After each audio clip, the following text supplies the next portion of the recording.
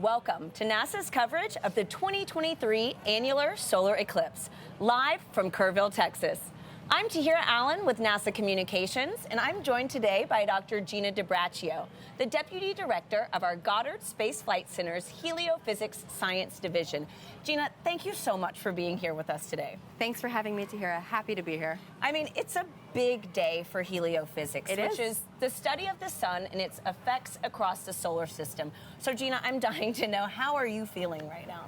I'm thrilled. We've been planning this day for such a long time, and I can't believe it's finally here. It's so exciting. And I mean, you couldn't have asked for a better day, folks. It's blue skies. We've got the sun beaming. It's incredible. It's great. And so today's celestial event will be visible for millions in the Western Hemisphere, with 48 contiguous U.S. states and parts of Alaska witnessing at least a partial eclipse. Now, some cities, like Kerrville, Texas, are in what's called the path of annularity for today's events. So, Gina, can you break down what that means and what somebody in this path can expect? Sure, Tahira. So when a solar eclipse happens, the sun, the moon, and the earth are all in line. Now, for an annular eclipse, the moon will be just a little bit further away from the Earth than during a total solar eclipse. And that means when the moon crosses in front of the sun, we're left with this ring of fire that we see in the sky. That is going to be incredible to witness in person. And folks, the eclipse has already begun sweeping across the United States. First starting in Oregon at 9:13 a.m. Pacific and ending in Texas at 12:03 Central. From there, it will continue its path through Central and South America. Now, keep an eye on the telescope feed in the box on your screen. We're going to be sharing live views from across the eclipse path throughout today's show. Now, Gina, is there a way to know what kind of viewing experience I can have in my city?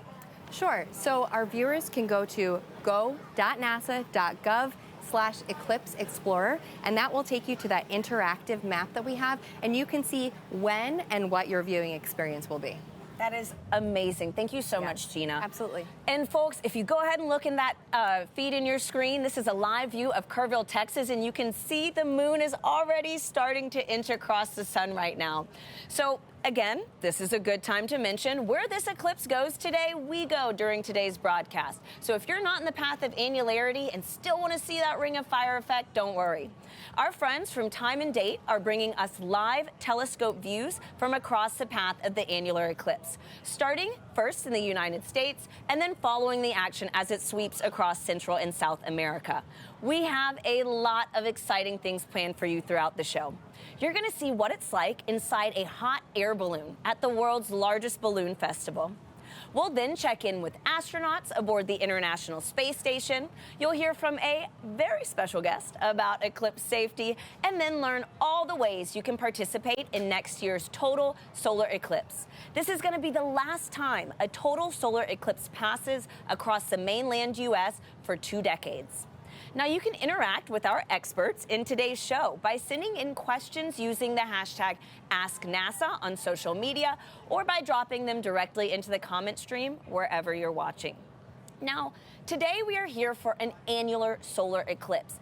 But did you know there is actually a difference between an annular and total solar eclipse? Now, imagine the sun is having a spotlight show in the sky. In a total solar eclipse, the moon moves right in front of the sun and covers it up like a big curtain, making everything dark for a little bit. It's similar to what you would see at dusk or dawn. Now, because the moon is completely blocking the light from the sun, we're able to see the sun's corona during a total solar eclipse.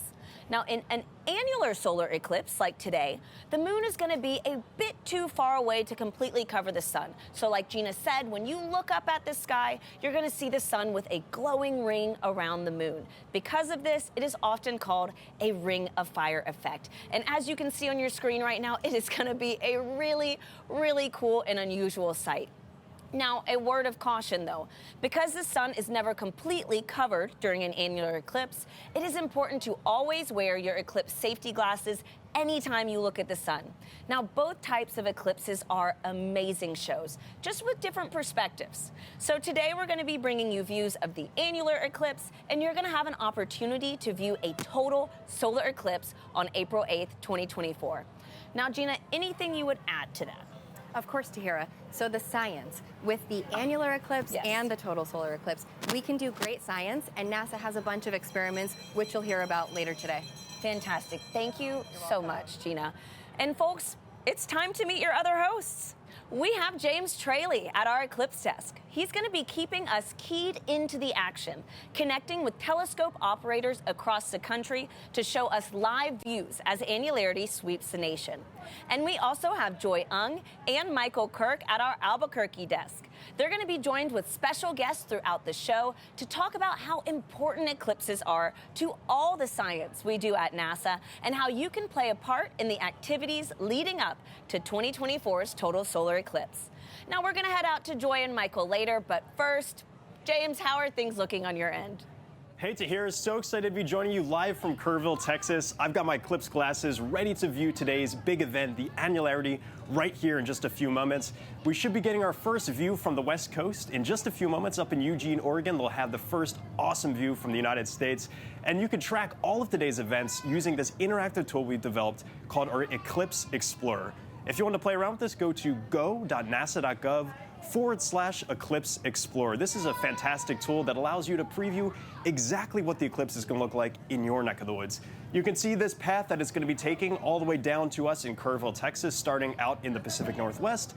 But even if you're outside of that area of influence, say, for example, you're watching today's broadcast live from Milwaukee, you'll get a great view of a partial eclipse. And these little icons that you see here, these little googly eyes, if you will, they're actually clickable. So if I go to Eugene, they're supposed to have peak annularity beginning at around 9:17 a.m. Pacific. If I click on this little googly eye, it'll snap right to that time, and you can preview exactly where it's going to be. So you still have plenty of time to start getting up to speed with exactly what this annular eclipse or partial eclipse is going to look like in your neck of the woods. So I certainly encourage you to play around with this tool. And if we go to our real-time view of it now, you can see that a partial eclipse is already impacting a very large portion of the United States, stretching all the way out to as far as Nashville. And so very excited for our moment in this partially eclipsed sun here in Kerrville, Texas. We're expecting that to begin at around 11:50 a.m. local. I'm going to continue to track the movement of this annular eclipse across the U.S. But for now, back to you, Tahira. Thank you so much, James. So excited to see that first instant of the Ring of Fire effect soon. Now, Gina and I are joined with Leslie Garrison. Hi, Leslie. Who is going to show us how to make a pinhole viewer to observe today's events if you do not have your eclipse glasses. Yes. So, Leslie, I see you've got a few different pre-built pinhole viewers with you right now. Can you first just walk us through how this even works? Yes, absolutely. So, to safely view the sun today, we brought a couple of items. We have a colander, a pinhole, a peg hole, a sheet of cardstock, and a hole punch. And so we're going to use them to simply create what we call a pinhole projector. And so in order to use these or to make these, you need a few items from home, but number one, make sure to never look at the sun directly, but number two, make sure when you are making and creating and using these that the sun is to your back so that the sun's light can cast light through the holes. And you just, put it up and have it Coming put through. a shadow on the ground? Absolutely, and so on the paper model, we are going to put a hole here, and the light is going to go directly through it. Peg hole, the colander, and the NASA 3D printed model already has a hole. All you have to do is wait for the eclipse to happen and see the view of the sun on a surface area. That's great. So, Leslie, can you go over those materials just one more time? Absolutely. So at home, you probably already have a colander. This is just a pegboard toy from my son's toy box, and a sheet of cardstock, and a hole punch. But NASA has a cool event online. You can see our URL somewhere on our screen, and you can go online and make these items at home to use. So really, you just need something with a hole. You need something with a hole. That the sun's light can shine through, so on the surface area, and you can see the eclipse on that surface area. Simple, effective. Yeah. Leslie, thank you so much Thank for your you help for having today. us. Leslie. And folks, this is a good time to remind everybody that it is dangerous to look directly at the sun without specialized eye protection for solar viewing during today's events. Now, we have a very special guest that you might recognize popping in to share some important tips to make sure that you stay safe during an annular eclipse. Hi, Eclipse enthusiasts. Lance Bass here, and I want to tell you how to protect those eyes and stay safe during a solar eclipse. During these celestial events, the sun, earth, and moon are in sync, creating solar eclipses. During an annular eclipse, it's not the moment for a sun staring contest. Grab those eclipse glasses and shade your eyes from the ring of fire. What you'll witness is a true cosmic marvel. The moon will move between the sun and the Earth, but the moon is a bit too far away from Earth to completely cover the sun. So, when you look up at the sky during this annular eclipse, you'll see the sun creating a glowing ring around the moon. Because the sun is never completely blocked, it is never safe to look directly at an annular eclipse without special eye protection for solar viewing. This I promise you. You should wear eclipse glasses so that you don't say bye to your vision. Seriously. And eclipse glasses are not the same as regular sunglasses. No, they're not. Safe solar viewers are thousands of times darker and will have a specific certification that you should look for right here. Don't be a space cowboy and try to look directly at the sun. If you don't have eclipse glasses, you can use an indirect viewing method, like a pinhole projector. You can make one of these with something as simple as an index card with a hole, or a colander, or even your hands. With the sun at your back, you can safely project an image of the sun through the hole onto a nearby surface, like the ground. It's gonna be me who is wearing my eclipse glasses, and so are you.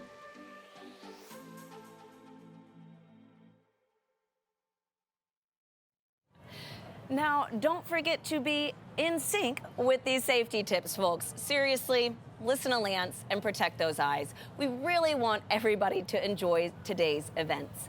Now, let's check in with Joy and Michael in Albuquerque, New Mexico. Joy, Michael, how is the energy over there? Hi, Tahira and Gina. The energy in Albuquerque is buzzing. We are so excited for the annular eclipse to pass through New Mexico in just under an hour. I'm joined with one of NASA's eclipse experts, Dr. Michael Kirk. Thank you so much for joining us. Oh, it's an absolute honor and a privilege. I'm so excited to be here today. So we're currently on the grounds of the Anderson Abruzzo International Balloon Museum in Albuquerque, and behind us, the Albuquerque International Balloon Fiesta is also happening.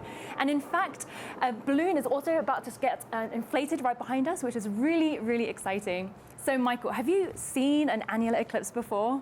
I have seen an annular eclipse in New Mexico back in 2012, but this is a special event here today. With the balloon fiesta going on, there are literally thousands of people behind us, all getting ready for this event. This is one of the most special eclipses I've ever been to. This will be my first annular eclipse. I'm really excited, and the skies are looking really clear, so I have my fingers crossed that it stays that way. So we have these incredible balloons over the past week, but did you know that NASA also does science experiments and develops technology using balloons? They're slightly different from hot air balloons. So to learn more, I chatted with Chris Yoder from NASA's Scientific Balloon Program. Hi, Chris. Thank you so much for joining us. Thank you for having me. So you're part of NASA's balloon program. What is the difference between a NASA scientific balloon versus a regular hot air balloon? Good question. So hot air balloons are air-filled, and the air is heated to create the buoyance through the lift that gives them flight. Generally, they float at a couple thousand feet, and they go up and down in a matter of hours. Scientific balloons, on the other hand, are quite different. So our largest balloons can fit a football field inside their equator, and they can fly for much longer. So payload capacity is about 8,000 pounds, several SUVs.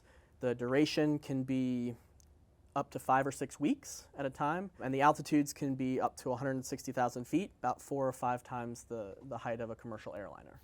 Wow. So quite a bit different, yeah. That's incredible. And you launch all over the globe. So you launch from New Mexico in the US, New Zealand, and even McMurdo Station in Antarctica. Why do you launch from all those different places? In short, we go where the science needs us to go. Some scientists need Northern Hemisphere science for galaxies and star formations. That's why we go to Sweden. Same thing in the Southern Hemisphere. That's why we go to Antarctica. Most missions need some kind of trial or test system, so they'll fly from New Mexico to prove their science or even just collect science at a shorter duration. And then for missions that are a little more risky, we'll go out to PMRF in Hawaii. So can you describe to me what launch day is like? It's an incredible feeling, right? So you see the balloon be released, you hear the rustle of the fabric and the rush of the wind as it stands up. You see the balloon be released on the vehicle and ascend, and it just gives you chills every time you watch it. It's a really great feeling. That sounds incredible. So how many of these balloon experiments have been sun-focused or eclipse-focused? So about 8 to 10% of our portfolio is heliophysics missions. One of the ones that stands out in my mind is one I got to see launch in 2019 from New Mexico. It's called the BITSI mission, and it was looking at the corona, or the kind of the outer edge of the sun, and looking at how that behaves under different conditions. That sounds amazing. Thank you so much for joining us. Thanks again for having me. Our balloon program has been around since 1961, so it's no surprise that our balloons are constantly innovating and discovering new science. So let's dive into some of the big science discoveries that have been made with scientific balloons. High above Earth's surface floats a critical tool in NASA's exploration arsenal: scientific balloons. Massive, helium-filled, high-tech balloons lift heavy scientific experiments into near space to get a clear view of our planet and the cosmos. Launched around the globe, these unique NASA missions provide a fast and cost-effective alternative to rockets to study Earth, our solar system, and beyond. Balloon science has led to many important discoveries. For example, astrophysicist John Mather studied heat from the early universe using balloons, which later contributed to his Nobel Prize-winning work confirming the Big Bang theory of an expanding universe. A special type of high-altitude balloon can carry telescopes above the clouds for extended periods of time to study the dark matter in distant galaxy clusters. One of these superpressure balloons, called SuperBit, captured the Tarantula Nebula 160,000 light-years away. This winter, crews in Antarctica are preparing to launch the Gusto mission. Its infrared telescope will examine the complete life cycle of a star. NASA's scientific balloon program, guiding a path to discovery above and beyond.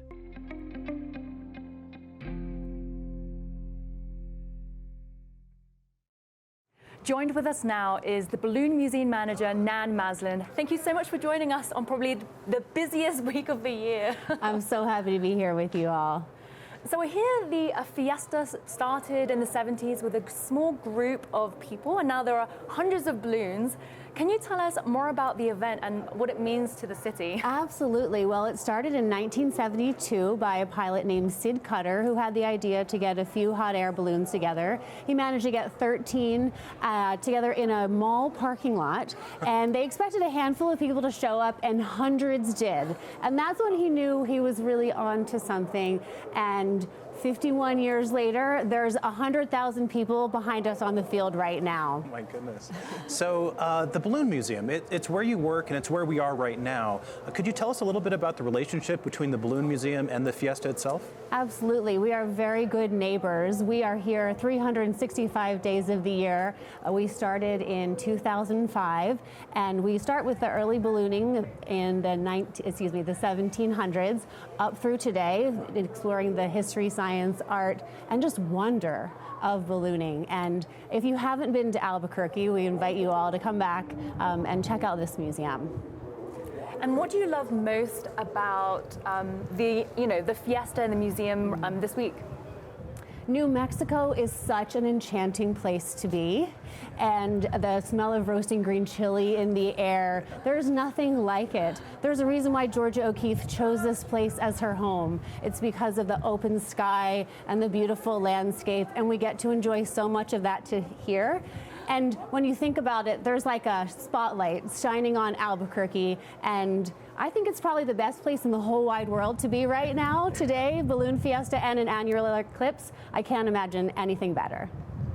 And how do you feel about an annular eclipse falling at the same time as the event this year? It's just fantastic. I'm so happy to be here with you all, and Mother Nature has provided us the perfect sky today. Looking this direction, I don't see a single cloud. There's a bite out of the sun already, like it's bitten out of an apple, and I just am so excited to see the annularity.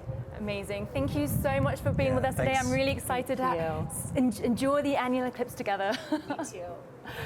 So next, we are honored to hear from NASA Administrator Bill Nelson. Hey everybody, we're so excited that you're joining us today for this solar eclipse. It's when the moon passes between the Earth and the sun.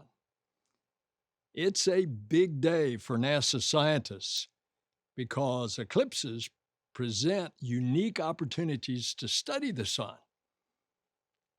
And what we learn from these eclipses along with our heliophysics research, has incredible benefits for our human exploration. The sun is a powerful, hot, glowing ball of hydrogen and helium, and it actually holds together the entire solar system. Without its energy, we couldn't exist here on Earth. Just think, it influences everything. What we do on Earth, growing crops, our economics. It even affects our physical, mental, and emotional well-being. We see its influences reflected throughout our culture as well, in art, music, religion, sports. And when you look up today with your eclipse glasses, I hope you're going to remember all the ways that the sun impacts us. NASA will never stop studying our closest star for the benefit of all of us, terrestrial beings here on planet Earth. Thank you, Administrator Nelson. So, Michael, we've been getting a lot of questions on social media. Shall we dive in? Yeah, let's do it. Okay.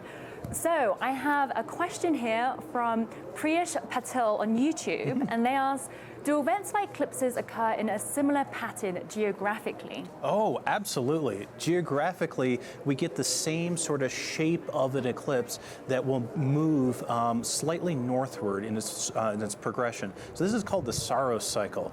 And every 18 years or so, there's a repeated pattern of an eclipse, and the pattern itself repeats a little bit further north each time. And so we get these overlapping patterns that are exactly the same over time.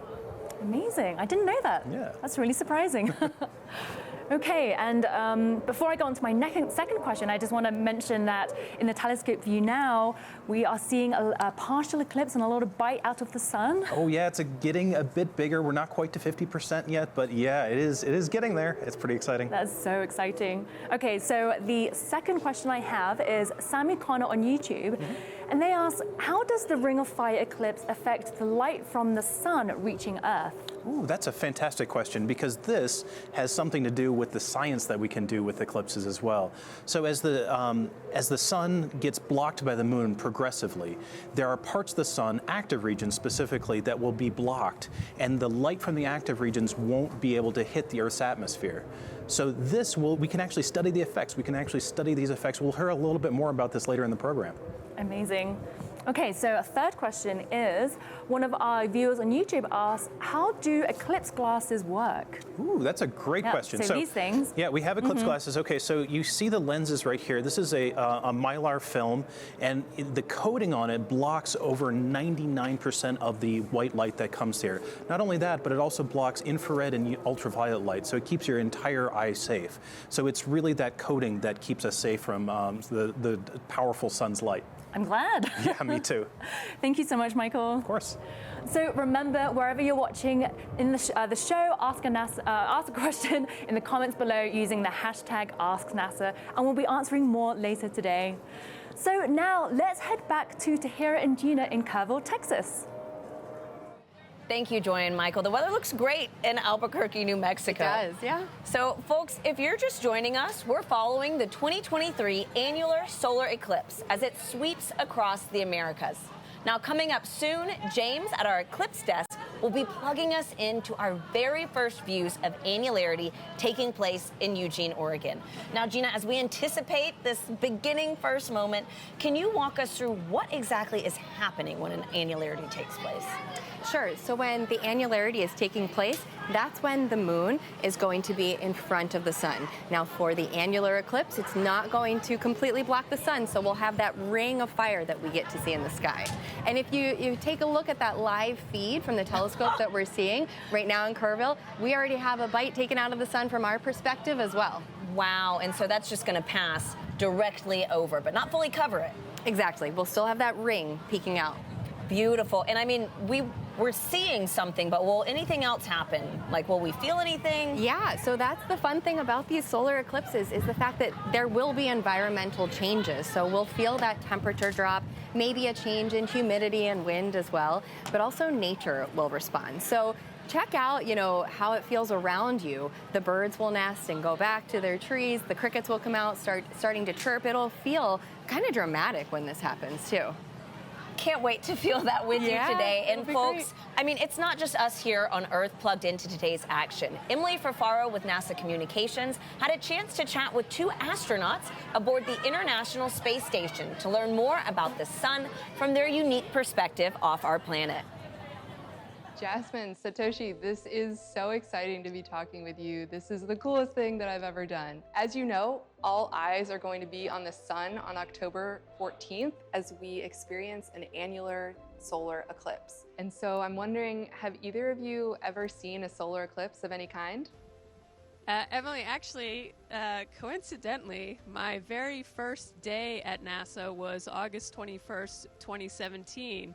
Which was an incredible solar eclipse. All my classmates and I got to go outside and stare up with everyone. Pretty much everyone else at NASA was outside in those moments looking at the solar eclipse. So that's something I'll always remember. Wow, oh my gosh, what an incredible first day that must have been. Solar eclipse events provide scientists with a unique opportunity to study the sun in different ways. So with that, I'm wondering, how do you study space weather and impacts from the sun on the International Space Station? Well, Emily, from the International Space Station, we have a really unique vantage point looking back at the Earth. But also there are several experiments actually mounted right outside here on the Japanese experiment facility outside of the GEM module. Regarding the space weather, specifically from solar flare activities point of view, a specialists on the ground kindly observe it continuously, and when there is a big solar flare, they notifies it of us, and we move to a relatively safe place on the International Space Station. Wow, I am so glad that you're well protected up there on the International Space Station. I want to touch back on the annular solar eclipse. This celestial event kickstarts NASA's Heliophysics Big Year, which is a global celebration of sun science and a year where we're inviting the public to do as many sun-related activities as possible. And so I'm wondering, what is your favorite thing about the sun? Well, Emily, for me, I don't particularly like the dark, and I don't particularly like being cold. So I'm a big fan of the light and the warmth the sun brings. We wouldn't be the planet we are without the sun. Yeah, Emily, I echo Jaws, and I like the brightness and the warmth of the sun, and I'm looking forward to the next solar eclipse. That reminds me of something that my friends in heliophysics say, which is that the sun touches everything. With that, I want to thank you so much for taking the time to chat with me today about the sun, and I hope that you both have a great view of the eclipse wherever you might be, and good luck with the rest of your mission. Thanks so much, Emily. Have a good one. Station, this is Houston ACR. Thank you. I mean, how cool is that? Can you imagine seeing the shadow of an eclipse on Earth from space? It would just have to be incredible. Now, folks, the crowd is growing here in Kerrville, Texas, as we inch closer to our moment to witness that Ring of Fire effect in person. Now, it's a good time to check in with James at our Eclipse desk. James, how are things looking on your end? Hey, Tahira, yeah, so we're still just a little bit away from the annularity here in Kerrville, Texas. Really cool to see the science going on in the International Space Station. Coincidentally, there's actually some really cool science going on just a little bit to the west of us in just a few moments in White Sands, New Mexico. And right now I'm actually joined by scientist Jamie Favors, who can walk us through exactly what we're about to see with the sounding rocket launch. Jamie, thanks so much for joining us. Thank you so much, James. Yeah, so is this your first annular eclipse? It is, yeah, and first time launching rockets into an eclipse too, so. Amazing, and we're about to have the first of 3 launches. I understand we're kind of timing these launches out to specific times here, right? Yeah, so you're exactly right. So we'll have 3 launches during the eclipse, about 35 minutes before the peak. That'll be this first one, right in the middle of the peak, and then 35 minutes after the peak. Studying that upper atmosphere, the ionosphere, kind of see what are those impacts from the sun that really change, important features of the upper atmosphere that impact things like radio communications, satellite operations. Yeah. And we just had a launch yesterday in Cape Canaveral, Florida, of our Psyche mission. That's going out into deep space, but these rockets, which just launched actually here. Perfect. This is just took off, so this is actually going to come back down afterwards. That's right. So we're seeing first stage burnout here, about 6 seconds in. Blink out for a second, so the rocket's still moving along. There we see the rail, the pad that we just launched from. So as we're launching into space, we're going to start making measurements roughly about a minute into launch, so we're a few seconds in now. I bet we're getting pretty close to the second stage lighting off at this point to take us all the way into space. So roughly that 1 minute mark is where we start to do a lot of the science. The payload separates from the rocket. We have some deployables we'll release from that payload out at that point. We'll start moving that payload around in space so that it's starting to make good measurements. We have these booms or arms that come off of the payload, start making different measurements there of like magnetic structures, electric structures in the upper atmosphere, as well as temperature and density. You know, one way to kind of think about this, what the shadow of the eclipse is doing in that upper atmosphere is it's creating these waves as all those temperature and density changes are occurring. So kind of think about it in the way of like a boat moving through the water. Yeah. We've all seen a boat move and you see the waves propagating out from it or moving away from the boat. That same thing is happening here with the eclipse and that shadow. So with those 3 rockets, we're launching one right before the boat moves through, one right in the middle of the boat coming by, and then one right after the boat moves through, or the eclipse shadow. Sweet, and so we are just now a couple minutes away from actually getting annularity here in Kerrville, Texas. Our first view is actually going to be up in the Pacific Northwest, up in Eugene, Oregon. They are going to be experiencing this starting at around 9:17 local time. Jamie, thank you so much for joining us. Best of luck for the next 2 launches. Yeah, thank you so much, James. Back to you, Tahira. Wow, I mean, if the day wasn't exciting enough, now we've got a rocket launch in the mix. It's so exciting. It's incredible. And I mean, what a NASA broadcast, right? And so thank you, James and Jamie. Now, Gina, we have a lot of great questions rolling in from our viewers online. How do you feel about taking a few? Let's do it. Okay, let's do it. So our first question is from Entertainment on Facebook, who asks, how often do eclipses happen? Great question. Well, thank you for that. So there are actually eclipse seasons. And so we can get eclipses about 2 to 3 times a year.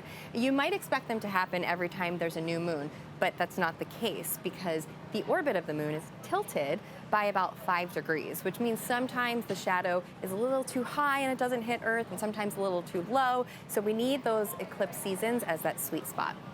Okay, nice. And so I actually have a really great follow-up to that. Okay. Spectacular Science Podcast on YouTube asks, how do you predict solar eclipses then? Okay, well, it's actually pretty straightforward how to calculate the eclipses because we have a good understanding of the moon's orbit. We have a good understanding of the Earth's orbit and how that whole system is connected. And so we kind of take the geometry and the inputs that we have, and we're able to pretty accurately predict those eclipses. And so these are things that we can look out decades in advance to understand when eclipses can occur. Oh, cool. And so how often would an eclipse pass in the same city? Do you know? Well, so for total solar eclipses, it's very unique for an eclipse to pass more than, it's about once every 375 years that a location can experience it. So it's pretty hard to be in the same spot to see a total solar eclipse more than once. Awesome. Yeah. So we have a user on X who asks, will the International Space Station photobomb the eclipse? That would look very cool.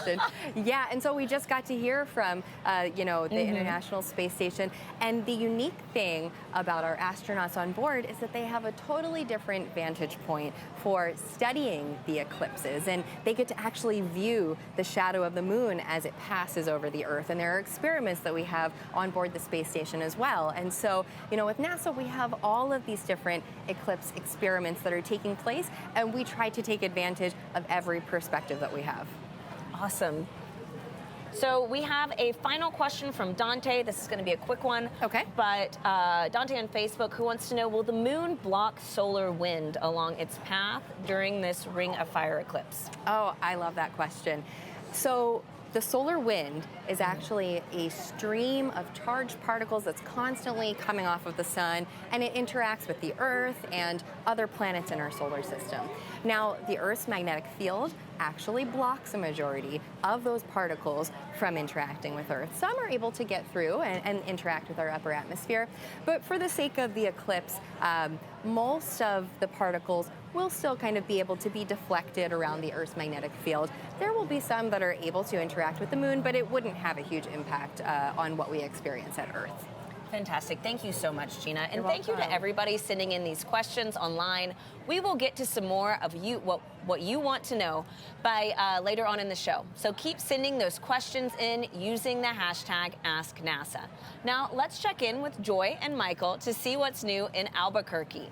Joy, how's it going? Thanks to her and Gina. So we're just under 30 minutes away from Annularity in Albuquerque, New Mexico. Michael, shall we put on our glasses to see what the sun and moon are doing? Yeah, let's do it. Okay. Okay, so you're seeing a deep partial solar eclipse. More than half of the sun is blocked out, and so you just see a crescent of sunlight peeking out. Wow, that is amazing. Annularity is just going to be stunning. I can't wait. Oh, I can't wait either. This is terribly exciting. You can see a balloon inflating behind us. We have annularity coming. It is all coming together today. I just can't believe that an annular eclipse is happening at the same time as the fiesta. It really feels special, doesn't it? And actually, earlier this week, I even got to fly in a hot air balloon, which is just amazing. That's fantastic. I met an amazing balloon pilot, Jonathan Wolf, who's been launching balloons in Albuquerque for decades. So let's take a look at our ride. So for complete newbies, how does a hot air balloon work? It's a great question. It's physics, simply. We heat up the air inside the balloon, and that makes it less dense, and then that makes it float. Now, what that means, though, is we can only control up and down. The way we fly and the way we navigate is by choosing different layers of air to fly in. And I've heard that there is a box, the Albuquerque box. Could you explain what that means? Certainly, it's one of the reasons why Albuquerque is a famous place for ballooning. Sometimes what happens is at a higher elevation, the wind is going to the north, and at the surface, it's going to the south. That's what we call the Albuquerque box. Sometimes the box works out such that you can fly to the south and go up, fly to the north, and then come down and fly back south and land right where you took off, which is an extraordinary and wonderful accomplishment. It's super fun when you can do that. So for someone who's never been in a balloon, what is it like? It's unlike any other form of flying. In a balloon, you're actually outside, right? You're standing in a little basket, and there's no windows. You're just out there in the air, and it's just science, right? It's buoyancy, like I said, it's applied physics, but it feels like magic. It's a ballooner eclipse. Oh yeah! I love that. It's very calm. There's no movement, no wind. When you're moving with the wind, so you're at equilibrium. It feels very calm and peaceful. At the same time, it's really exciting and it's intense. So it's this wonderful combination of intensity and mellow, serene, tranquil, beauty, absorbing nature. You can never experience that in any other form of flight. Wow, that brings back great memories. And if you can hear the wind behind us, they're actually inflating the balloon I rode in just behind us, which is so cool. So was that your first balloon ride? It was my first balloon ride, yes. Oh my goodness, how did it go? I remember taking one about 20 years ago and it was fantastic. What was your experience? The most surprising thing is that when you're up there, you don't feel any wind against you because you're actually moving with the wind, so it feels completely calm. Oh, that's fantastic. So would you do it again? I found it terribly relaxing. 100%, yes. So it was actually also not that chilly, and we were only a few hundred feet off the ground as well. Wow, that's amazing, because it's been chilly here all morning. So as we learned earlier, NASA's scientific balloons fly much higher. They actually reach a part of our upper atmosphere where our International Space Station lives and where some of our satellites fly as well. So it's really important we learn about this upper region and how it could affect our lives on Earth. And NASA and NOAA are two agencies in the US that work together to help study this. And I'm joined with two people who can tell us more. So we have Dr. Elsayed Talaat from NOAA and Dr. Kelly Korreck from NASA. Thank you both so much for joining us. Very excited to be here. Very excited to be here. Thank you so much. So let's start off with the basics. Elsayed, what are those changes we see in that upper region? Well, part of what we call space weather, which is the variable conditions on the sun, the Earth, and near Earth space due to solar and geomagnetic activity and storms. And that can affect human activity and our technological infrastructure. Wow, fascinating. So, Kelly, how does space weather actually affect our life here on Earth? Well, Elsayed alluded to the fact that it challenges our technology. So our power grids are sensitive to those currents that can be induced by this, as well as our satellites could also be impacted by these flares or the space weather. And we get some beautiful things too. We get the aurora out of it. Nice. Have you ever seen the aurora? I have. It was absolutely beautiful. I laid on the ground for hours in the snow watching it. So talking about space weather and the activity in our upper atmosphere, how do NOAA and NASA work together to better understand those phenomena? Let's start with, NOAA is a go-to resource for space weather information. It watches the sun and the Earth 24/7, and it's the nation's official source of forecast warnings and alerts for space weather to help decision makers prevent and mitigate the effects of space weather here on Earth. And in order to do this, we need information, and NOAA works with NASA to design, develop, and deploy space weather operational satellites to safeguard our society. And what's NASA's role? So NASA is a partner with NOAA, and we focus on the science and make sure that we're understanding our star and can do better and better predictions. So scientists use models and the data from all of these satellites in order to better understand space weather. And what are some of the biggest mysteries around space weather? What don't we know about it? Oh, there's so much. I mean, let's start at the sun, right? That's the focus today. Even how to predict flares long term, or those large coronal mass ejections, those billions of tons of material that come off. We don't quite know how to predict them for a long term yet. Well, I'm so glad we have two agencies on the case. Thank you both, Elsayed, Talaat, and Kelly. Thank you both for joining us. So, did you know that space weather is also affected by solar eclipses? One citizen science project does experiments during the annular solar eclipse and the total solar eclipse. So, let's learn more about that project. When the moon blocks the sun during a solar eclipse, there is a noticeable impact on Earth's upper atmosphere, known as the ionosphere. These changes can affect radio communications, including amateur radio, also known as ham radio. Ham radio is a way you can talk to people all around the world. You set up a radio and antenna. You talk into the radio sends a signal up to the antenna sends a signal up to the sky. It bounces off of the electrified layer of the sky back down to Earth, where you can talk to the person on the other side. During the 2023 annular eclipse and the 2024 total eclipse, the Ham-Sci Citizen Science Project is inviting ham radio operators to transmit radio signals. The goal is to have people make as many radio contacts as they can with operators in different locations during these celestial events. By recording how strong their radio signals are and how far they go, ham radio operators and scientists can learn about how the ionosphere changes during solar eclipses. Sometimes you can talk around the world, and sometimes you can't.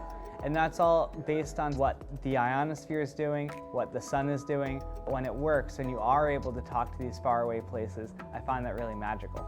To learn how you can participate, follow Do NASA Science on X and Facebook.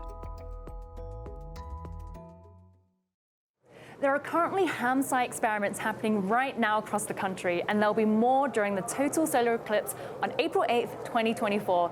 If you want to learn how to participate, go to hamsci.org. So next, we're thrilled to be joined with the acting director of NASA's Heliophysics division, Peg Luce. Peg, thank you so much for joining us. Oh, it's such a pleasure. So how are you feeling about the annular eclipse today? Wow, it's happening, and we've been looking forward to this for so long. These are a rare celestial event that people can actually experience the effects of, so it's really exciting. I'm so excited. I am too. So we've been chatting about the sun all morning, but can you tell us in detail what heliophysics is? That is a good question. Many people ask. Heliophysics is actually a word that isn't yet in the dictionary, so we want to put it there. But helio is the sun. Physics, the science of matter and energy and how they interact. So we study the sun, how it works, how its energy flows out and affects all the planets, creates the solar system. And it's a very complex field and very exciting to study. So we heard earlier that the sun touches everything.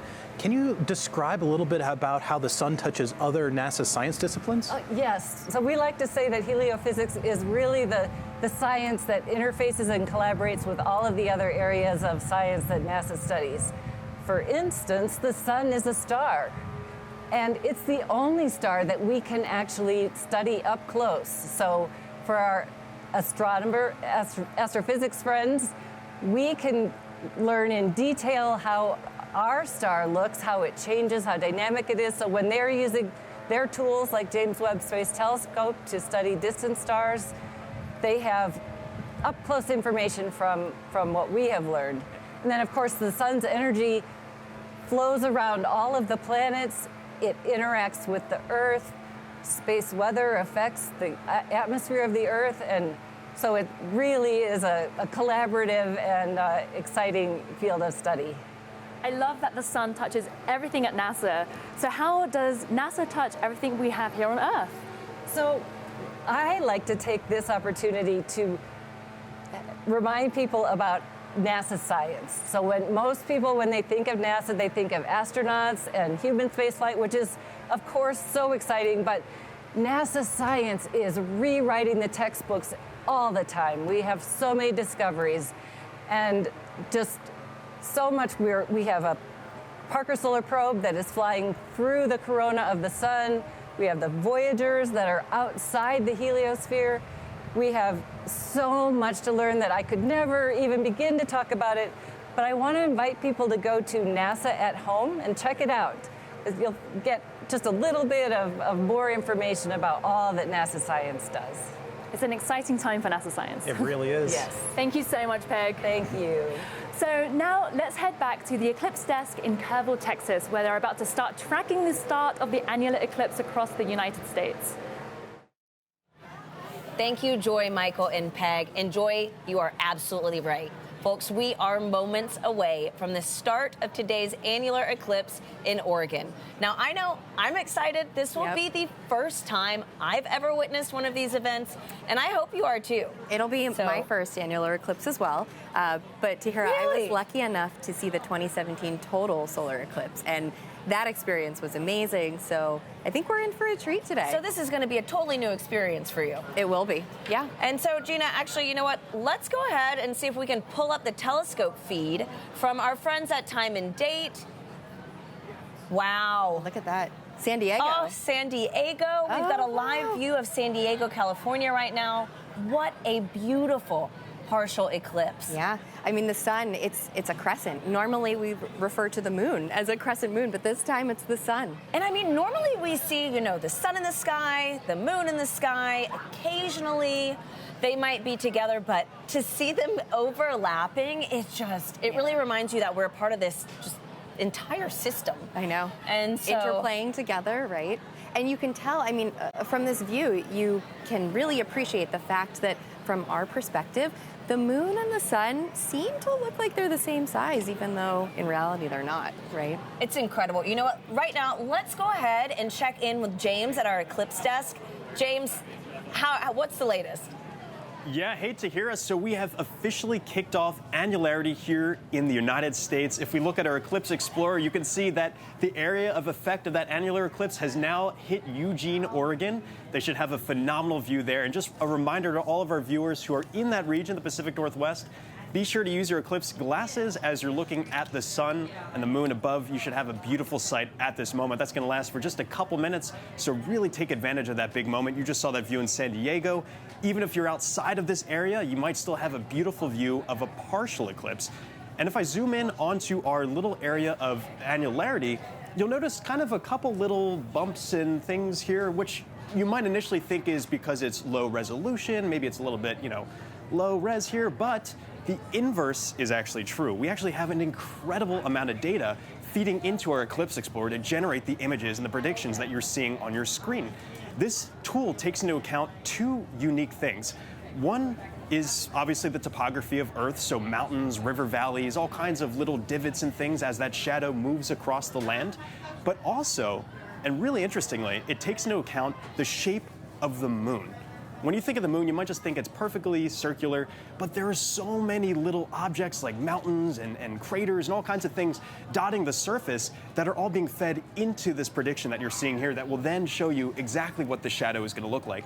You won't really be able to see this difference from the ground, but if you're up in space looking down at this, you'll actually be able to see that area kind of ripple almost as it's moving across the terrain. So definitely I encourage you to check out this tool. It's a really phenomenal one that's really just using so much data to feed into this. And again, even if you're outside of this area, I encourage you to use our tool to kind of predict what you're going to see. So if I scroll all the way over to the East Coast and I zoom all the way out here, you can just see just how large this area of partial eclipse is. This kind of outer circle that you see here is areas that might be having a partial eclipse. So if I click on, for example, Philadelphia, I know quite a few people watching there. It looks like it might be a little bit rainy, but if the sky clears up for you, you'll have a peak coverage for your partial eclipse at around 1:21 local time. So still plenty of time for you to get your glasses ready in order, get your pinhole projectors created. You had that instructions earlier in the broadcast, and really just take advantage of this incredible celestial moment. These don't really happen very often, so it's a really unique experience to be able to witness this live from here in Kerrville, Texas. Just a few moments, we'll actually be able to have that view from right here. I can hear the crowd already kind of buzzing. People have all their glasses ready to go, already kind of looking up and observing that partial eclipse. You just saw the coverage in San Diego. This is really sweeping across such a big area of the United States, and it's going to continue to move closer and closer and closer to us. You can see already since I've just started this conversation here, we've already moved away from Eugene, so they are no longer in annularity, and this is continuing to move into parts of Nevada. This will then continue to track further southeast to our friends out in Albuquerque at the Balloon Festival. They'll have a phenomenal view there, intermixed with the balloons and everything. It'll look awesome. And you're also seeing right now our live view of Kerrville, Texas. You can see we're already in pretty good coverage here with the partial eclipse. If I click on a Kerrville on our interactive map, you can see that we're expecting our peak coverage of the annularity to begin at 11:50. And I'll remind you again, if you're using our interactive tool, these are all clickable too. So if you wanted to click onto those and to see exactly what time and exactly what it's going to look like, actually, this is a prediction of what it's going to look like in your neck of the woods. And so actually the path you're seeing this moon taking is the exact path it's going to look like the moon's taking in real life for you. So that little googly eye is showing that directionality. So for us, the moon has already entered in from kind of above the sun here. It's going to continue tracking down, eventually giving us that incredible ring of fire effect. I can't wait to see this live. This will be the first time for me ever seeing an annularity live. I'm super excited. So the hit is coming up again in Albuquerque, New Mexico. In just a little bit, they'll get a phenomenal view there. Keep tracking it. But for now, back to you, Tahira. Incredible, James. And I mean, I think earlier you said buzzing. Like, Gina, it feels like the town is coming alive. It is. It's starting to get a little colder here. I know, I'm kind of chilly. And so, I mean, looking around, you can just see people are kind of lounging back with their safety eclipse glasses and just taking it all in and getting excited for this. And not only will Kerrville see today's annular eclipse, they're also positioned to see the total solar eclipse next year. Yeah. Right? Like, how awesome is that? And so, folks, let's take a look at how the city has been preparing in the lead up to these special events. Kerrville is the eclipse capital of the state of Texas. It is known as being the capital of the Texas Hill Country. It's the epitome of Texas. Ranches, deer, beautiful streams like the Guadalupe here. Kerrville is very welcoming. It's a wonderful community. Tight-knit, small. It has about 25,000 people. Kerrville is blessed to be in that special square. Not only are we going to witness the annular eclipse in 2023, we're also going to witness the total solar eclipse in 2024. We're talking about crossroads, you know, we get it twice. Two eclipses is coming right here, right where I stand. It's statistically extraordinary.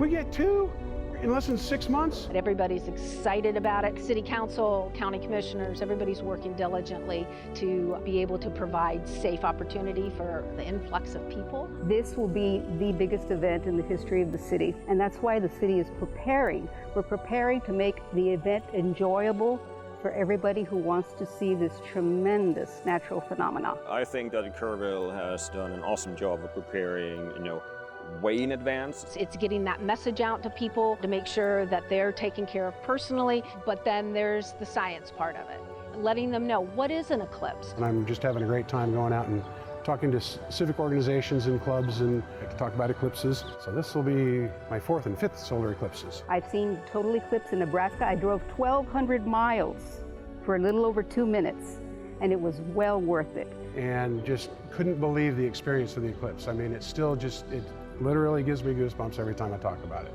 It's a visceral, emotional experience that is just, you have to experience it to understand. I thought I knew what it would be like, but I gasped at the sheer wonder. It's going to be a,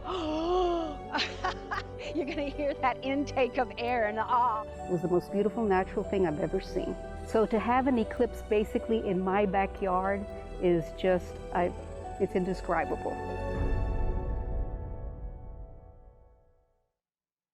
As you can see, the town is alive, preparing for these spectacular moments. Now, Gina, the sun not only impacts us here on Earth, right? That's right, Tahira. So the sun impacts our entire solar system. And in fact, when we explore with NASA, that's something that we have to take into consideration. So I'm glad you said exploring, because I actually just recently learned that the sun even impacts human exploration in the solar system, which I thought was really cool. So let's take a second and see how studying heliophysics is actually helping us prepare for sending humans to the moon and Mars under our Artemis program. NASA has studied the sun and its influence throughout our solar system for decades. The Artemis program will provide a better understanding of solar activity through 2 new missions. Hermes is an instrument package that will monitor space weather from the moon and be placed on NASA's Gateway, an orbital outpost being built for lunar operations and eventually Mars exploration. The dual spacecraft Escapade mission will examine the effects of solar wind on the red planet's atmosphere.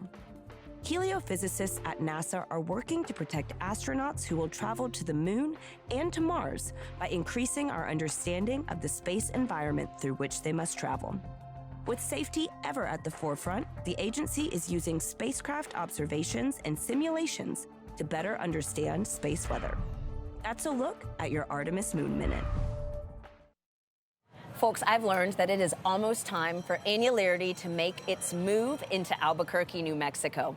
We've got Joy standing by at our other desk, who is going to tell us about an upcoming NASA mission and show us live views from this solar eclipse. Joy, Michael, on a scale of 1 to 10, how excited are you right now?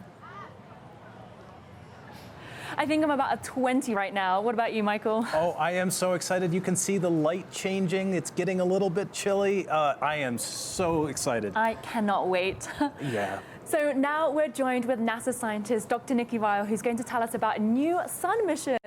Firstly, Nikki, how are you feeling today? It is so amazing to be here. I'm so excited to be able to be a part of this festival and witness the annular eclipse. So Nikki, what is the PUNCH mission and what does it stand for? So PUNCH is a NASA small explorer. It stands for Polarimeter to Unify the Corona and Heliosphere. So the corona is the outermost atmosphere of the sun. It's the part of the sun that you get to see during a total solar eclipse when the moon totally blocks out the main body of the sun. And then the heliosphere is the bubble carved out by the sun as that corona turns into a solar wind and fills our solar system. So I know that PUNCH has a big outreach effort as well, especially looking at humanity's interaction with the sun and observing the sun. Can you tell us a little bit more about that? Yeah, humanity has been studying the sun and the moon and those different cycles for millennia. And one place where there's a lot of evidence of that studying of the sun is over in Chaco Canyon here in New Mexico. And actually our PUNCH outreach team, some of our PUNCH outreach team is over there in Chaco right now, where there's just so much evidence of ancient and modern sun watching. The ancient sun watching there evidence is on the rock of the sun, there's this petroglyph of what we think might be the 1097 total solar eclipse that actually went right over Chaco Canyon on a path similar to the annular eclipse today. And then, of course, the modern sun watching is what we're all doing here today, and of course our Native American partners on the Punch outreach effort that still honor some of their traditional sun watching efforts, and then of course our NASA missions like Punch and Parker Solar Probe. That's amazing. And you mentioned Punch shows and studies the sun's atmosphere, the corona. Why do we need to study the sun's atmosphere? The corona is amazing because it is hundreds of times hotter than the photosphere below it, the surface of the sun, the part that we should never look directly at. So that's amazing. That's like if you walked away from a fireplace and it got hundreds of times hotter. Now, we know it has to do with the magnetic fields rooted down in the sun, but we don't know exactly how that energy gets into the corona. So that's one of the things we're really interested in studying. Right, so we're looking at a live shot on camera of this eclipse. We're getting really close to annularity. So what are you looking forward to as a scientist when you think about eclipses and especially with the new mission coming up? Punch is going to be so amazing because it's going to take images of the corona and that plasma as it fills the solar system in regular white light, like we could see it with our eye if our eye were sensitive enough and if the moon always blocked out the main body of the sun. But it doesn't, and that's why we need NASA missions like Punch to do that for us. Fantastic. I can't wait for the mission to launch. Me neither. I'm super excited about it. So we're we're moments away, minutes away from the annular eclipse here. Nikki, thank you so much for joining us. I hope you enjoy the annular eclipse. Yeah, thank you so much. This has been great.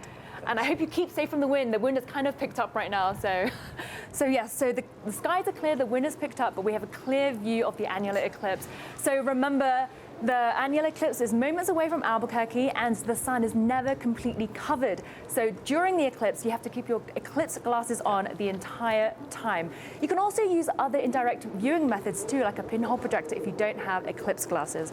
So Michael, do you have your glasses ready? I have mine ready. Great. So now let's go to a full screen view of the telescope here in Albuquerque. Wow. Wow. We are minutes away and you can see that the ring of fire is almost here. Yeah, the sun is just egressing over into the moon, or the moon's egressing onto the sun. We're getting closer and closer. The light here on the ground is visibly different, and looking up at the sky, where we see a thumbnail moon. It is our thumbnail sun. It is gorgeous. Wow. The ring of fire, the almost ring of fire, it looks so sharp and clear with our beautiful skies today. Yeah, it really is almost that Johnny Cash moment. We're getting close to the ring of fire. It is really beautiful to see happening in real time as well. This is one of those events where I can sit and watch and see how the moon is progressing and see that changing. I can't believe that the moon, we can actually see the moon moving in front of the sun right now. You can literally see it. It's just incredible. So as we approach annularity, you might be able to see Bailey's beads. These are bright points of light of the sunlight coming through the valleys on the moon itself, right before the annularity begins. You can even hear the crowds in the background. You can just feel the atmosphere building up. Yeah, it is palpable. Everybody is super excited here. I know I am just thrilled. We are just in the final countdown. You can hear some people starting to cheer and starting to get all pumped up themselves. Wow, the ring of fire is almost here. I'm just going to take my glasses off briefly, and you can see the crowd. Everyone is just staring safely at the sun right now. It's just amazing that we're all united looking at this amazing celestial event. And make sure you take a look at the shadows around you. You're going to see these crescent shadows everywhere as different objects create natural pinhole projectors. And so make sure that you do have a moment to take a look at the world around you, because there's a beautiful rings. So let's take a minute and just be quiet and enjoy the view.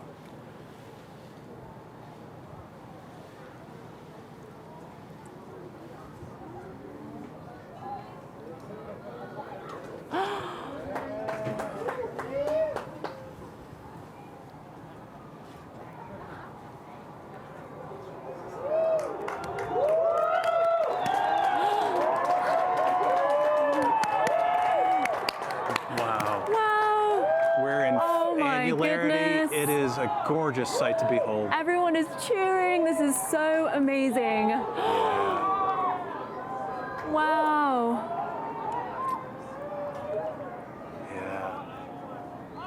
This is amazing. You can hear people screaming in the background. People are so excited. And take off your Eclipse glasses safely, of course, and make sure you look at the shadows around you, look at how the environment has changed, just make note of this entire event. Wow, this is so amazing. This really puts our planet in perspective with the whole solar system, you know? It's truly spectacular. It's one of those natural phenomenon that I just feel so lucky to be here at this place at this time to be able to observe it.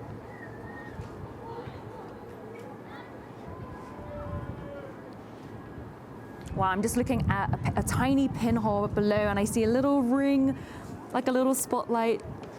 This is so cool. You can see ringlets dotting everywhere around here. See people taking pictures of the ground.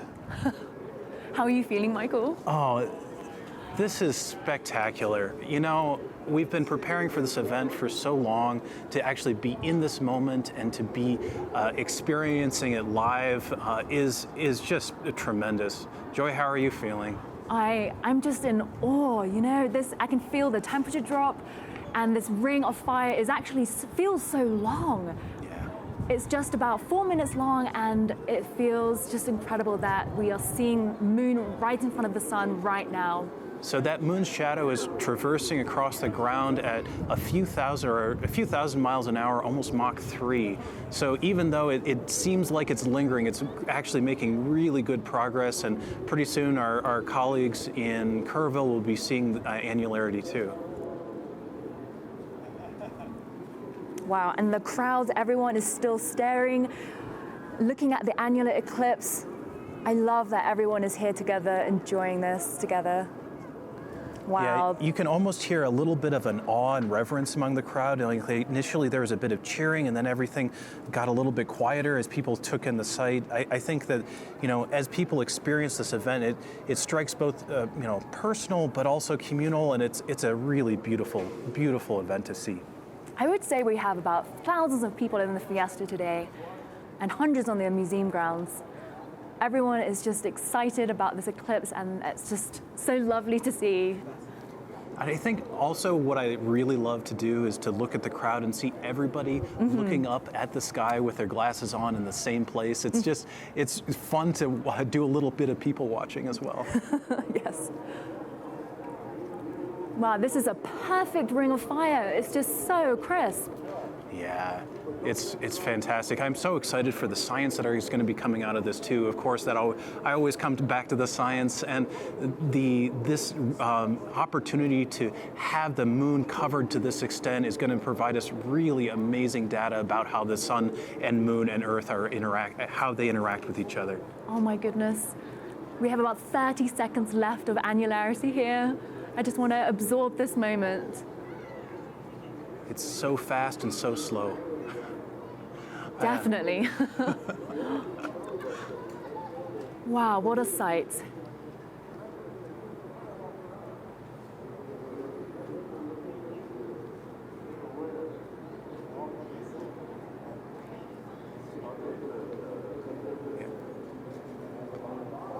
Sometimes you just have to take a moment to take it in. Yes. Oh my goodness. Well, we have a few more seconds left of annularity in Albuquerque. Yeah, we're closing down on the last little bit. See if you can see a Bailey's bead possibly popping up right as that edge of the moon it aligns with the edge of the sun.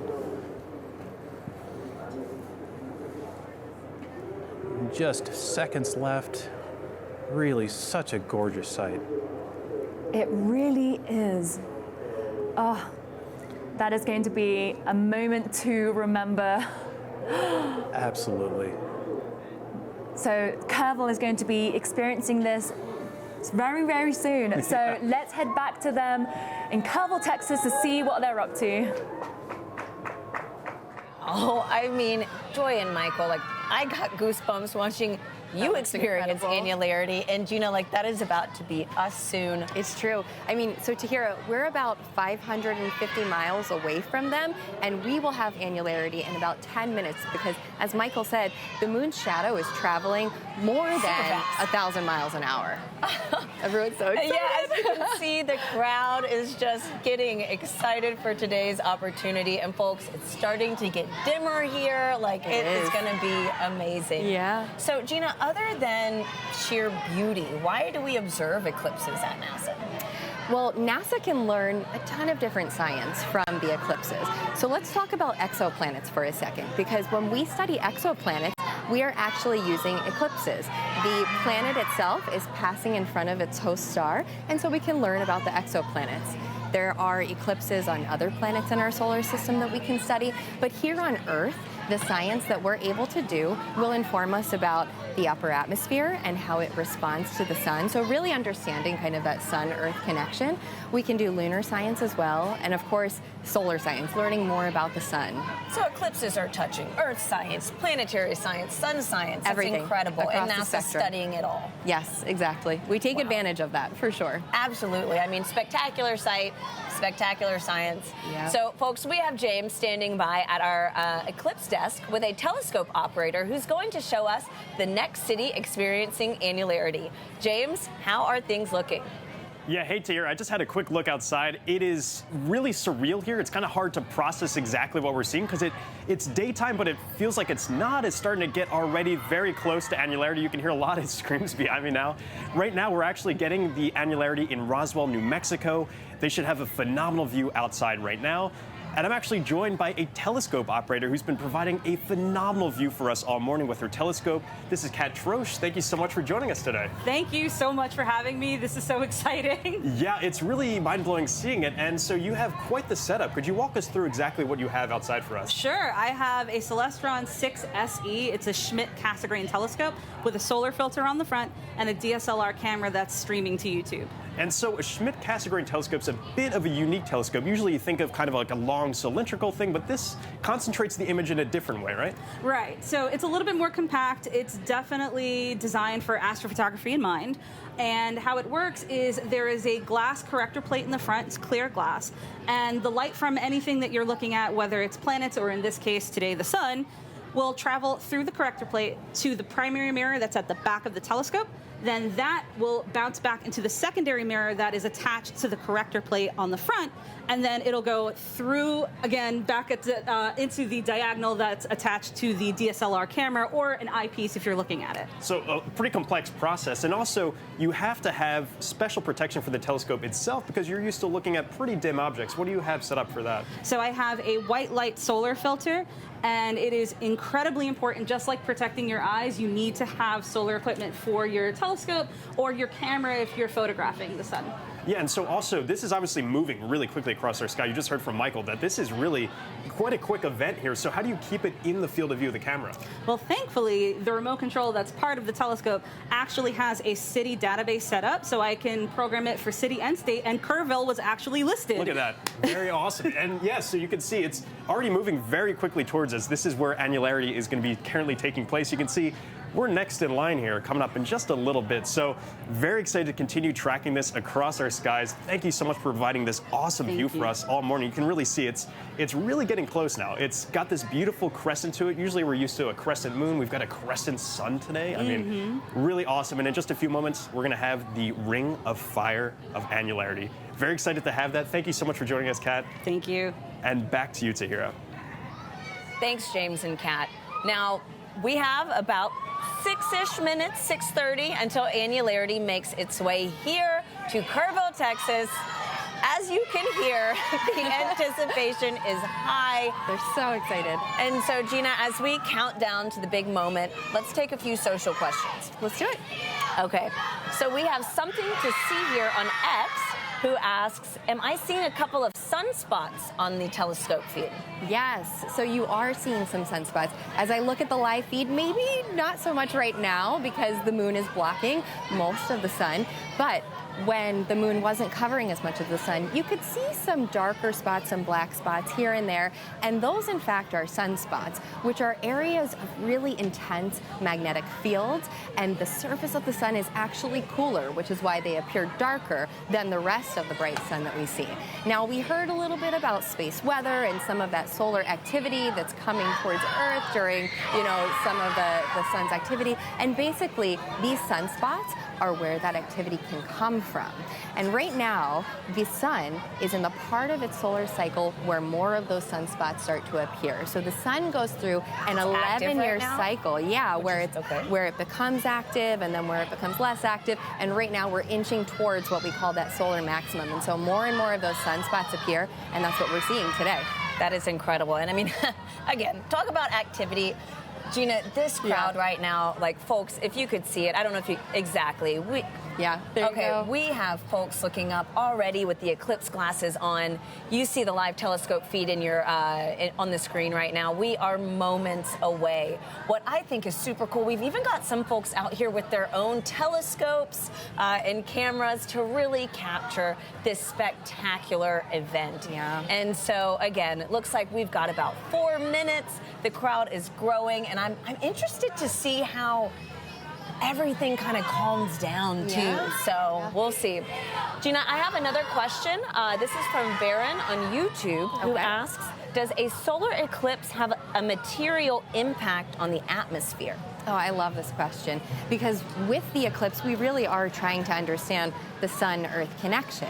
And so you can almost think of the eclipse as a controlled experiment. Basically, the fact that we often, experience changes in our atmosphere during the nighttime, but the eclipse is almost able to turn off and on the sun. So even right now, we were blasted with the sun earlier, and now it's just chilly. Like it's darker. Yeah. And so it's the upper atmosphere that we're really interested in understanding. And the energy and the radiation from the sun creates what we call the ionosphere, this upper part of the atmosphere that's filled with charged particles. And so when the sun's radiation is not hitting the atmosphere, that ionosphere, it changes in its density, its temperature, and we're really trying to understand those changes, and the eclipse gives us that opportunity to really turn the sun on and off, which we can't do in any a little other experiment circumstance. that honestly all of us also get to be a part of. Right? So that's really cool. It is. Thanks, Gina. So our next question is from Hunter on YouTube, who asks, does the solar eclipse affect the moon when it happens at night? Okay, great question, Hunter. So today, as we're experiencing a solar eclipse, that means that the moon is between the sun and the earth. Now, the lunar eclipse that can take place is when the moon is actually on the other side of the earth. And so today we're experiencing that solar eclipse, and we see that the moon is very dark. And it looks like, too, we're getting a live feed. Looking at that feed. All of another annularity taking place right now. Odessa, Texas. Wow. Oh, there we go. It's cool to see this comparison right now. What is that? What's on the side of the screen? Like we might have some solar activity. Is that a Bailey's bead? Yeah. Or solar activity? Wow. Wow. That's incredible. It is leaving Odessa right now and heading It's coming our way. Us, Gina. Oh my goodness. In the other live feed that we just have that teeny tiny sliver of the sun left peeking out. Wow. We've got about 2 minutes here, folks. As you can hear, the crowd is chanting and counting down until our moment right now. Oh, that is beautiful. It's coming in so quickly, too. And you can I'm going to grab those glasses so that I have them. Okay, wow. So before we hit our moment and peak in annularity, folks, it's a good time to give a reminder that it is never safe to look directly at the eclipse without proper eye protection when watching even a partial or annular solar eclipse directly with your eyes. You must look through safe solar viewing glasses or a handheld viewer at all times. Do not look at the sun through a camera lens, telescope, binoculars, or any other optical device while wearing Eclipse glasses. Wait, one more minute, folks. If you don't have Eclipse glasses, you can use an indirect viewing method like a pinhole projector, which has a small opening and will project the image of the sun onto a nearby surface. You just heard it. We are under a minute away from the annular eclipse making its way across our area into Kerrville, Texas. It feels like it's gotten here so quickly. We've been counting down. I know. And now we're less than It a is minute. beautiful. And so, again, you're witnessing firsthand the moon passing between our star and the Earth. And we're taking this full screen right now. Gina, let's take this opportunity and get a closer look. All right. Oh my gosh, And looking this is around, the I mean, first everything time. is so dim.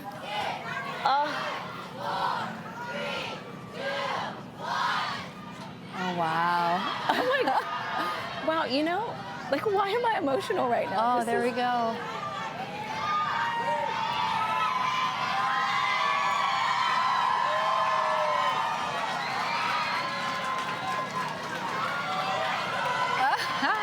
Oh my God, this is...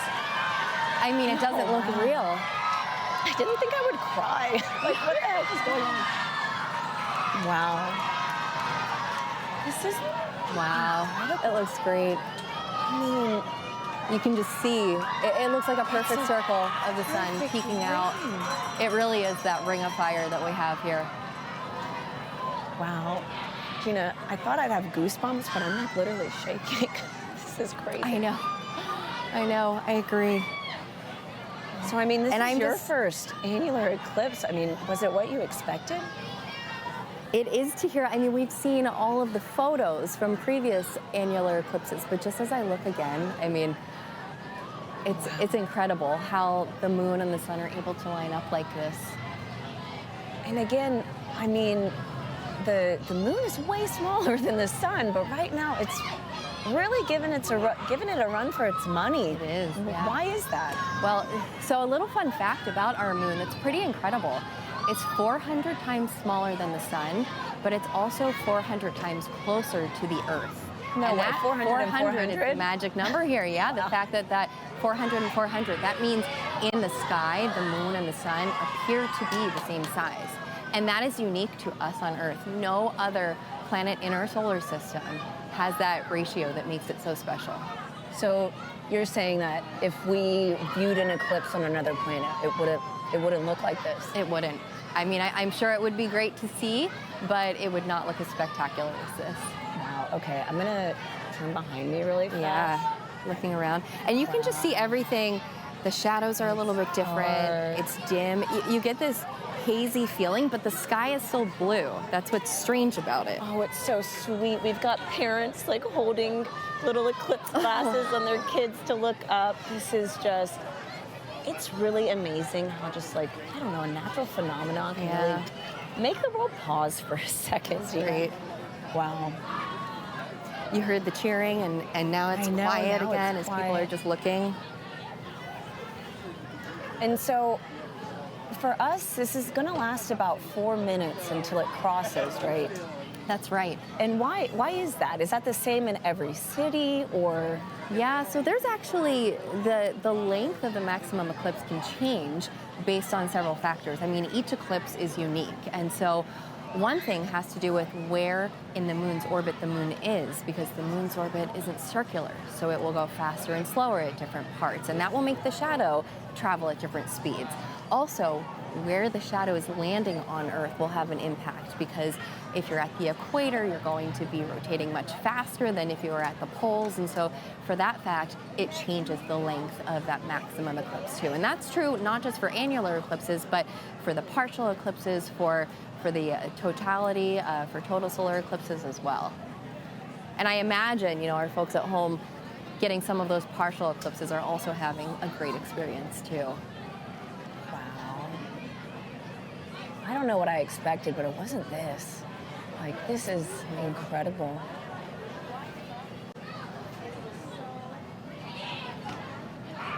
And so, Gina, I'm sure, I mean, You're in heliophysics, sun science. I'm sure some of your teams are studying today's eclipse. Like, oh yeah, what? Absolutely. So, what kind of science can only happen right now, you know? Right. We've heard about the sounding rockets that are experimenting. Oh, that's right. Today, we saw one, yeah. Studying the upper atmosphere. And so we're really interested in knowing, like right now, in our location, as that radiation from the sun's being blocked, how does the upper atmosphere change? And so, in addition to that, I mean, we really want to understand how those sunspots, what's going on when they're covered versus when they are not covered. We can tell the difference in that radiation that's coming from the sun. And so there's so much science that we can do. And this is just, folks, view is just so incredible. Before we fully pass through this transit, let's check in with James at our Eclipse desk. James, I know you are seeing this. What do you think? It's truly a surreal moment. It feels like almost nighttime. It's been really breezy, chilly. That was so the shadows awesome. are all like little rings as well. It's just a beautiful sight. Kind of hard to put into words the exact feeling. I mean, we've been preparing for this for a while. We've been tracking this all morning with our Eclipse Explorer, but actually to see it in person and to take it in, it's a really incredible moment, and this only lasted about 4 minutes. You can see on our Eclipse Explorer, this is already passing off of Kerrville, heading further southeast to parts of the Texas coast on the Gulf. And the morning is far from over here. For a lot of folks in Central America and South America, their morning is just starting off here. The partial eclipse is affecting still a large part of the region. You can see this whole area that's highlighted here in the larger ellipse here. That's all being affected still by that partial eclipse. And you can see on our track that this is going to continue moving further southeast all the way into parts of South America before the morning's over. It's been just incredible tracking this. And actually, Kerrville, we're in the path of the total solar eclipse for next year. So if I turn on the path for next year, you can see X marks the spot here in Kerrville. We're going to be coming right back here to witness this incredible cosmic event once again, getting that incredible view. Just really, again, very hard to put into words just how amazing this is. Just a stunning experience, and it's been an honor to be here with you this morning, tracking this event as it's moved across. We started the morning in Eugene, Oregon. Now it has arrived and already passed us in Kerrville. I'll continue to track it for a little bit longer here, but for now, back to you, Tahira. Thank you, James. And folks, this is just the beginning. Today's event kickstarts NASA's Heliophysics Big Year, which is a year where we're encouraging people to do as many sun-related activities as possible in the lead up to next year's total solar eclipse. Now, Joy and Michael in Albuquerque are going to share some of the ways you can play a part. Joy, what can we look forward to? Now that the annular eclipse is here, the fun has just begun. So today is the official launch of NASA's Heliophysics Big Year. This is a year-long celebration of solar science, and it's modeled after the Big Year concept from citizen scientists in the bird-watching community. So they're challenged to see as many birds as they can, but in the Heliophysics Big Year, we're challenging you to do as many sun science-related activities as possible. And so one way to participate is through NASA's citizen science projects. Here are a few sun-related ones you could join. Did you know that you can participate in solar eclipse science with NASA? NASA's citizen science projects are collaborations between scientists and members of the public, no matter your citizenship. Several volunteer science projects are gearing up for the 2024 total solar eclipse that you can join. Total solar eclipses don't just look cool, they provide a rare chance to see the sun's faint outer atmosphere. Using telescopes and cameras that are safe for viewing the sun, volunteer scientists across North America will capture images of the total solar eclipse. Scientists will study these images in detail, tracking how plumes of solar material move through the sun's atmosphere. But be careful, without proper tools and techniques, you can damage your eyes and your camera. Did you know you can listen to an eclipse too? Amateur or ham radio operators will send radio messages to one another during the eclipse to see how changes in the upper atmosphere distort radio signals. As the moon blocks one portion of the sun, it can make other portions easier to see. Working with local scientists at an observatory in Southern California, participants will observe magnetic hotspots on the sun as the moon passes over them, revealing details they normally can't detect. Want to learn more? Follow Do NASA Science on X and Facebook to see how you can get involved in NASA citizen science. So as you can see in the telescope view, the moon is now moving away from the sun, which is really, really amazing that we're still seeing this partial eclipse. Absolutely, and I think I can see a sunspot in there too, and I think on one of the earlier shots, I could see a prominence. So we're seeing NASA's sun science happening in real time. So we're getting some amazing questions online. Shall we ask some more? Yeah, let's get into it. Answer some more.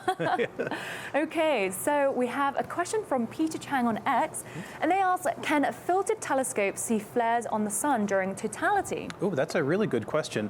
The answer is yes. It depends on what filter, though. So if you use just a white light filter, then you have to have an exceptionally large flare in order to be able to see it. If you use a filter like an H-alpha filter that specifically selects one color of red light, then you're going to be able to see flares a little bit more frequently, even even during totality as the corona adjusts to that flare as it erupts. Okay, so we have time for one more question. Yuri on X asks, if a solar system had more than one star, would they have more solar eclipses? Would they all look like the same eclipses that we have here on Earth? Ooh, that is getting a little sci-fi, but that's okay. So if we had more than one sun, you'd have to have a moon to block both suns, or maybe two moons to block both suns. So you'd have to have a very complex geometry to get everything lined up perfectly so you could get solar eclipses with two suns and two moons, and oh, it would get very complicated. Thank you so much, Michael. You're welcome. Okay, so now we're joined with NASA's Heliophysics lead, Denise Hill, who's going to tell us more about how you can participate in the Heliophysics Big Year. Hi, Denise, how are you today? Great. Did you see that? That was my first annular eclipse, and we got a prominence. I am so stoked. That was the dopest thing ever. Okay, okay.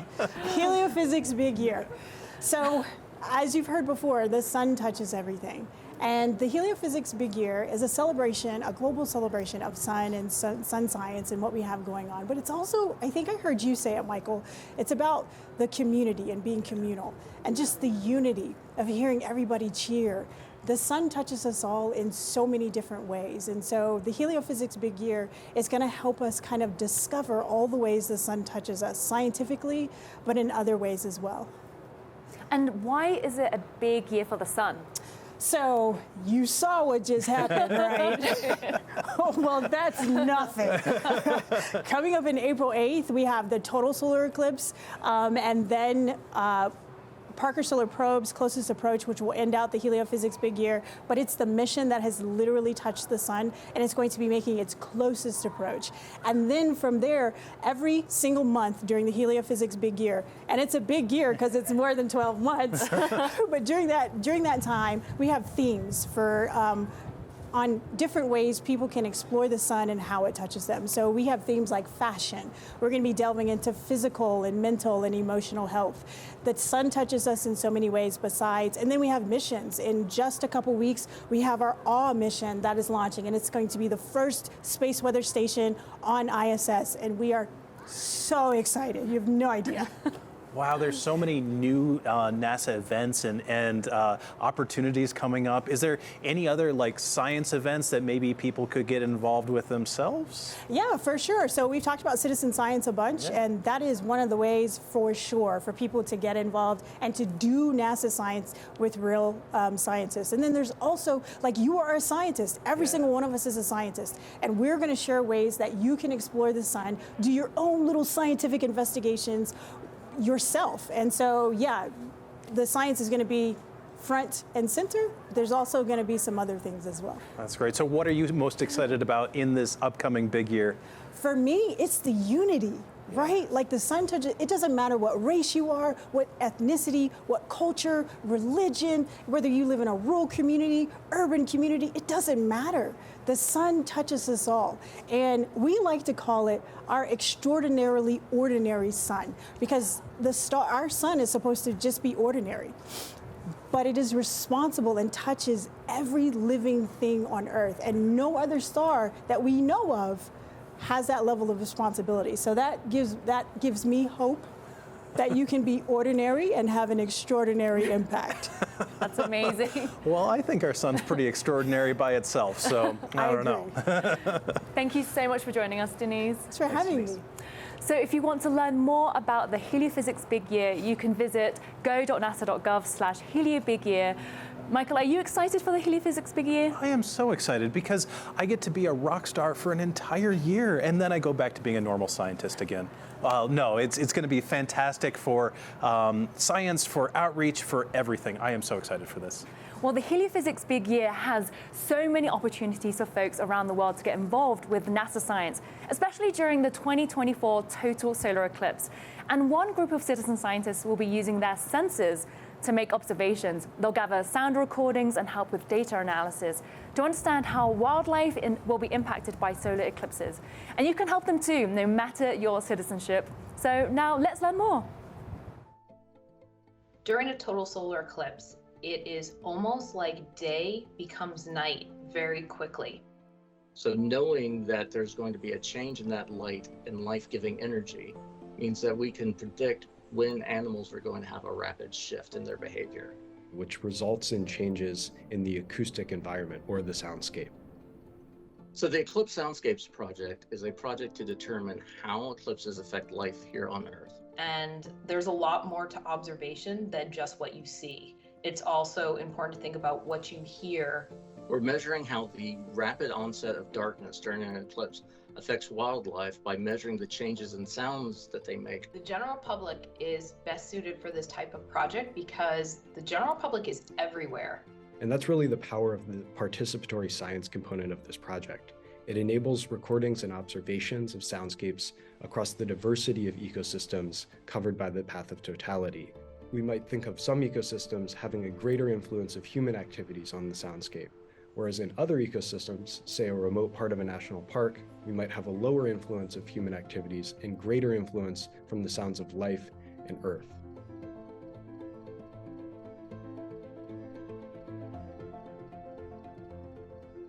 The only way to properly preserve a species is to understand it. The only way to understand it is through scientific study on their behavior, their patterns, and their habitat requirements. One of the things we'll be doing during the total solar eclipse is setting up these recording stations. So these are our acoustic monitoring stations.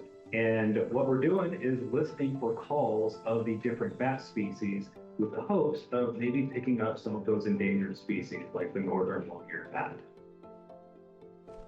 We're hoping the results of this study will inform us about the health of our bat populations on Hot Springs National Park and help improve future conservation efforts.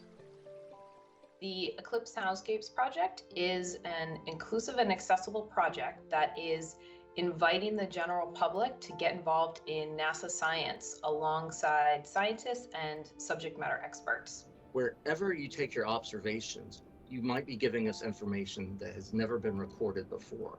And that is really useful and interesting to a scientist. Wow, that sounds like an exciting project that anyone can get involved with.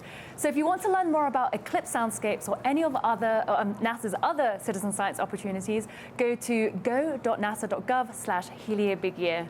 Well, thank you to everyone joining us online and here in Albuquerque, New Mexico. It's been an unforgettable day, hasn't it, Michael? Oh, it certainly has. I will never forget this day. It has been just a day full of activity and memories that will last a lifetime. So although the annular eclipse is over in Albuquerque, we still have one more day left at the Balloon Fiesta and 1 year to participate in as many sun science-related activities as possible in the Heliophysics Big Year. So now let's head back to Kerrville, Texas, where Tahira and Gina will chat about the upcoming total solar eclipse. Thank you so much for joining us, everyone. Thanks, everyone. Thank you, Joy and Michael. I mean, it sounds like we have so much to look forward to over this next year.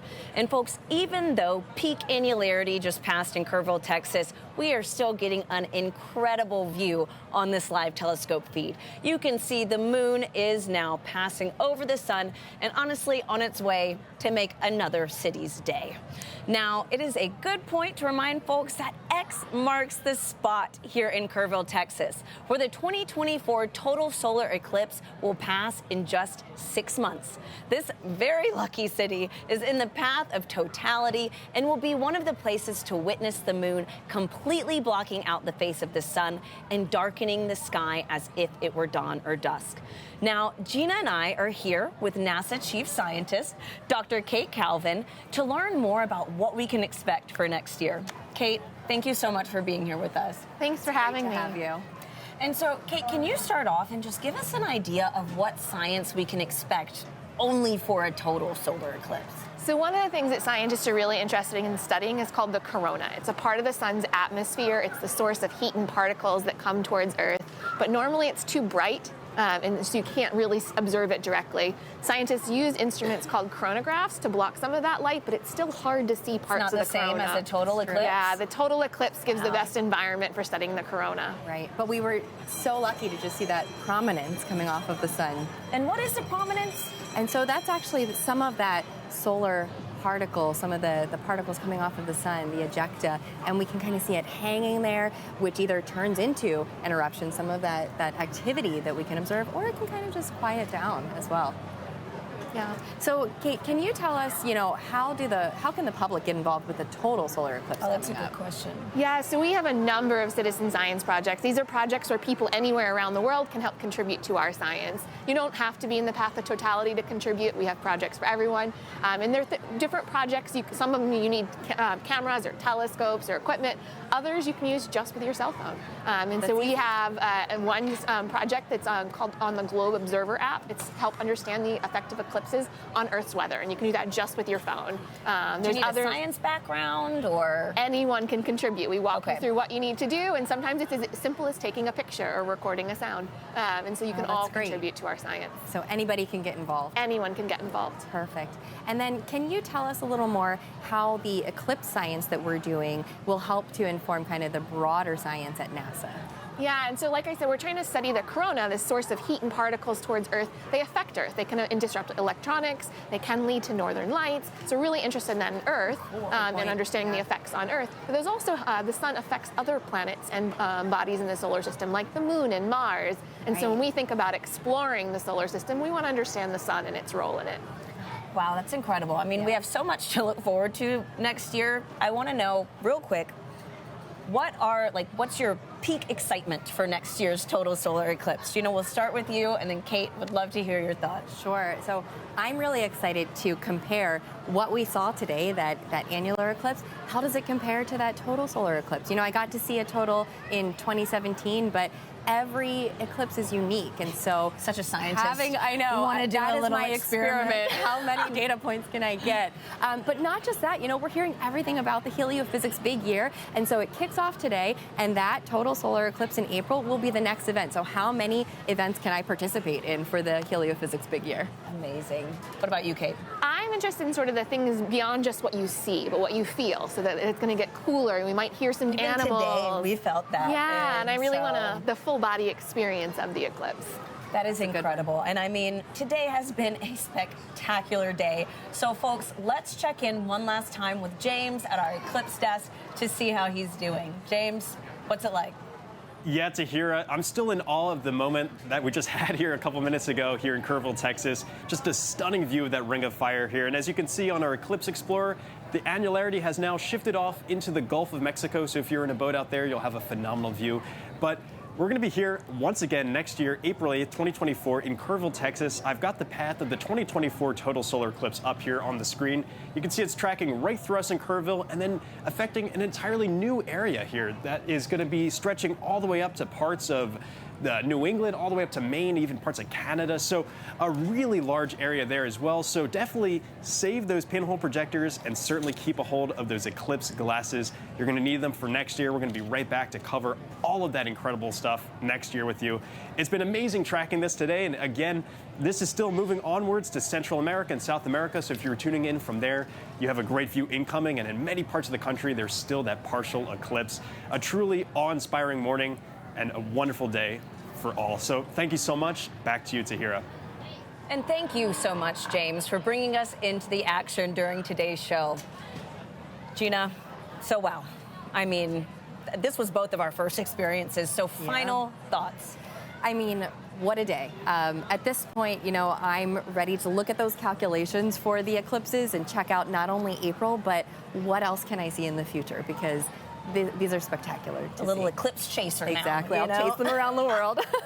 No, and it has been so fantastic having you on today's show to Thank really you. just like help break down what we are experiencing today. And Of so course. again, thank you so much for everything. Thank you for having me. And folks, the action isn't over yet. You can continue to watch views of today's annular eclipse as it moves across the path by visiting go.nasa.gov/eclipse 2023 live. That live stream will continue running until 4:30 p.m. Eastern as this eclipse continues its way through Central and South America. Now, unlike today's Ring of Fire effect, we are going to witness the moon completely block out the face of the sun during next year's total solar eclipse. The sky is going to darken as if it were dawn or dusk. You can learn more about eclipses and what's in store for April 8th, 2024 by visiting go.nasa.gov/eclipses. The total solar eclipse is sure to be a rare event and one you will not want to miss. So stay up to date with sun-related events and how we are studying our star by following NASA Sun on social media. Folks, thank you to everyone who has tuned in to today's coverage of the 2023 annular solar eclipse. We hope to see you back here next April as we ring in the last total solar eclipse that will pass through the mainland U.S. for 2 decades. Now, here's how you can celebrate the countdown to April 8th by joining our Heliophysics Big Year. We are one of 100 billion stars in a vast galaxy, but for all of human culture on Earth, one sun that nourishes us all. That is what stirs humankind. That's what unites us.